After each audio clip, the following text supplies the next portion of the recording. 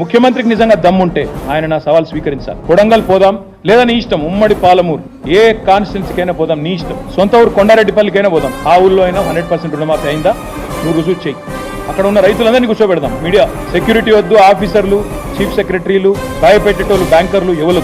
Media ఊరా నేను వస్తాం మా పార్టీ నుంచి రైతులతో చెప్పిస్తే అక్కడనే మీడియాకి నా రాజీనామా ఇచ్చి రాజకీయ సన్యాసం, మళ్ళీ మీరు నా ఇంటర్వ్యూ కూడా మళ్ళీసారి ఇవ్వాల్సిన అవసరం ఉండదు, మీకు కూడా బాధ ఉండదు, అట్లా అక్కడే వదిలేసి వచ్చేస్తా. రేవంత్ రెడ్డి గారికి నేను సవాల్ విసురుతున్నా, నిజంగా సంపూర్ణంగా రైతు రుణమాఫీ పూర్తయిందంటే నువ్వే చెప్పు, ప్లేస్ చెప్పు, డేట్ చెప్పు, టైం చెప్పు, ఏ జిల్లాకు పోదాం, ఏ మండలానికి పోదాం, ఏ గ్రామానికి పోదాం, నువ్వు చెప్పు, నేను వస్తా. నా నియోజకవర్గానికి వస్తావా, నీ నియోజకవర్గానికి పోదామా, రాష్ట్రంలో ఎక్కడ పోదామో నువ్వే డిసైడ్ చేయి. అక్కడనే పోయి ఆ ఊర్లో రైతులను అడుగుదాం, కుల్లా రుణమాఫీ అయిందో కాలేదో తేల్చేద్దాం. ఊకే నువ్వు నోరున్నది కదా, మైక్ ఉన్నది కదా అని నోటికొచ్చినట్టు మాట్లాడితే రుణమాఫీ కాదు. పోదాంపా, ఏ ఊరికి పోదామో, ఏ ఊర్లో పోయి అడుగుదాం రుణమాఫీ సంపూర్ణంగా అయిందా కాలేదా. నువ్వు చెప్పిన ప్రకారంగా 15 ఆగస్టుకు ఆ గ్రామంలో రైతులందరికీ రుణమాఫీ అయిందా లేదా, మరి అక్కడనే పోయి అడుగుదాం.